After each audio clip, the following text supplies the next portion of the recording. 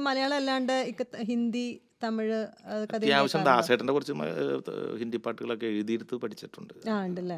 തമിഴ് പാട്ടുകളും രാജ സാറിന്റെ ഒക്കെ. അത്യാവശ്യമൊക്കെ അത്രയൊക്കെ ഉള്ളൂ. അതാണ് സ്റ്റേജിൽ അങ്ങനെ ഒന്നും പാടാറില്ല. എന്തെങ്കിലും ആരെങ്കിലും ഇങ്ങനെ ചില ഇൻവൈറ്റഡ് ഓഡിയൻസിന്റെ ചില പരിപാടികൾ വരുമ്പോൾ അങ്ങനെ പാടാം. പാട്ടല്ലാണ്ട് എന്തെങ്കിലും വേറെ ഏതെങ്കിലും ഹോബീസ്, ഇപ്പൊ എഴുത്തോ അങ്ങനെ എന്തെങ്കിലും കാര്യങ്ങളായിട്ട്?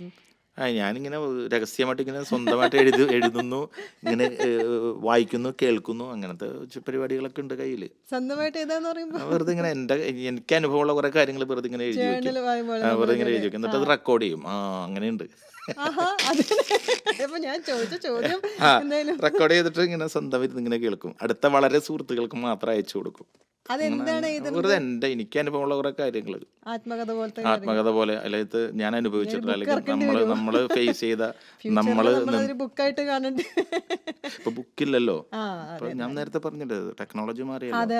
അപ്പൊ അതൊക്കെ പല ആപ്പിൽ കയറി പാട്ട് കേൾക്കുന്ന പോലെ കഥകളായിട്ട് കേൾക്കുന്നു. കഥകളല്ലട്ടോ ഇത്, ഞാൻ അനുഭവിച്ച കുറെ കാര്യങ്ങൾ. ജീവിത കഥകള് രസമാണല്ലോ അത്.